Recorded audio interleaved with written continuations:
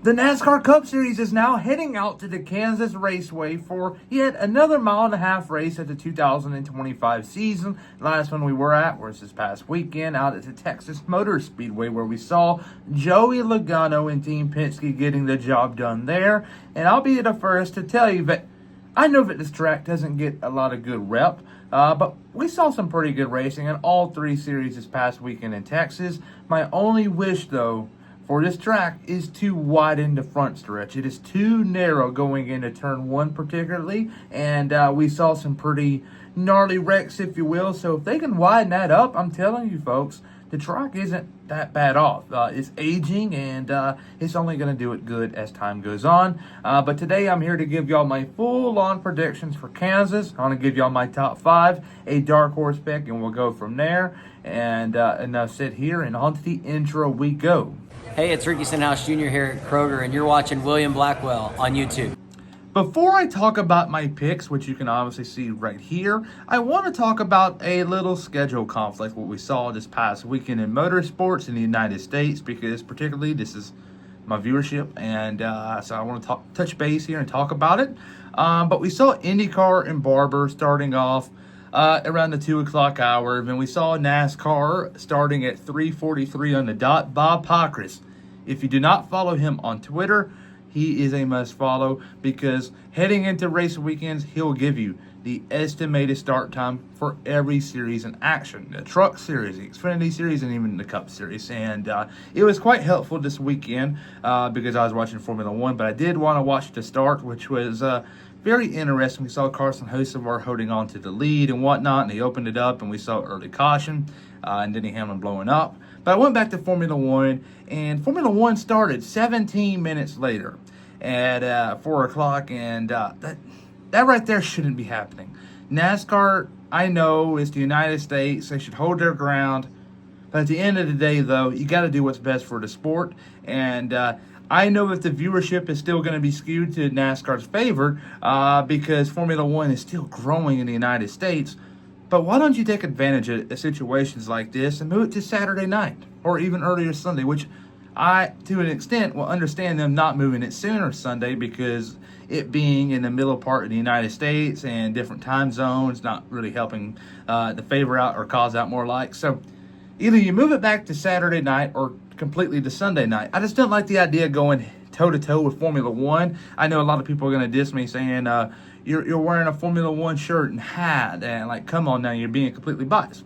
Well, I'm a NASCAR fan, and I prefer NASCAR over Formula One, but I'm just speaking the truth here. There's too much competition going on at once, and it's doing nobody good. Let Formula One have their time like IndyCar had their time. So just work around the scheduling, because we're going to have situations like this arise, and it's not going to be a good look. We're going to have another situation in Montreal. We're going to have one in Austin later on this year when Formula One goes there. I cannot wait. I'm actually going to that race. But they're going toe-to-toe with Talladega that day. And I know Talladega is a big race, but it should be a lot sooner than 4 o'clock. Come on now. NASCAR's got to work on their scheduling. Noon start times should become a norm in this day and age, especially with tracks with no lights like Talladega, New Hampshire, and I can just go on and on. Rockingham, that was piss poor a couple of weeks ago when we saw the trucks and the Xfinity cars in action there. The trucks that Friday night kept on wrecking, and we had a little issue with daylight. And if you cannot race at night and get it done before it gets dark, just move the race to a time that you know it will get finished. Had the truck start at 11, Xfinity starts at 3, and have Xfinity to be the premier series of the weekend. You go on from there. Everybody leaves the track with a smile on their face because we got all the laps in. Truck Series, though, they're luckily able to get the truck race finished, but it was way too close for comfort. So NASCAR, piss poor scheduling. That's all I had to say.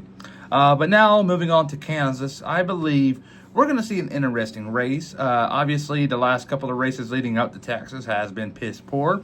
And I just think that we're going to see Trackhouse come out this weekend, do exceptionally well in practice and qualifying, which is something they have failed to do as of lately. And they will put Ross Chastain in victory lane.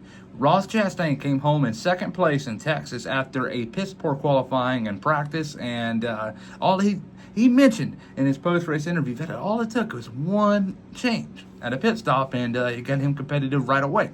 If Trackhouse can get that from the start, oh boy, Ross Chastain can dominate now.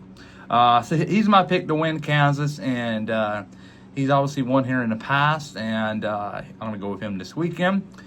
Second place is going to be his best bud, Denny Hamlin. I mean that with sarcasm because they really don't get along that well, but yet they show a lot of respect towards one another, which means they're practically really good professionals at their craft.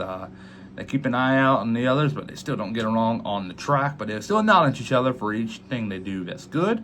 But Hamlin P2 had a rough outing in Texas, out of his control. He blew up.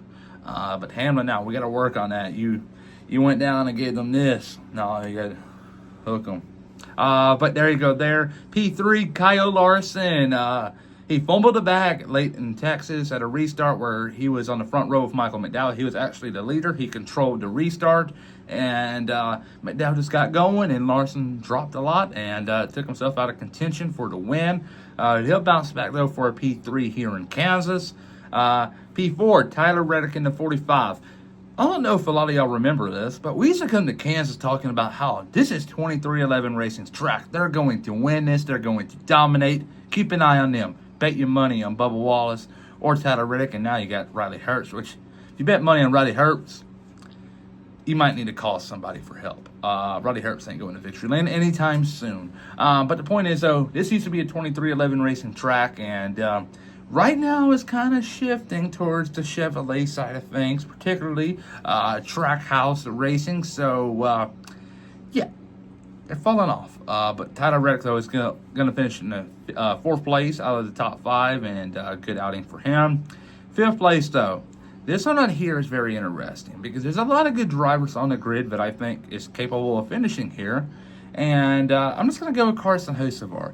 He has had great cars throughout the course of the 2025 season. I like Carson Hocevar. I think he's a very good character for the sport of NASCAR, and he is going to find himself in victory lane sooner rather than later. But Ryan Preece said it well after he got wrecked out in the care center. He mentioned that Hocevar doesn't care about the machinery he's in, just practically stating that Hocevar is going to go out there and risk it all at once, and just going to put his car in bad positions and wreck others, and also get his car damaged severely and take himself out of contention.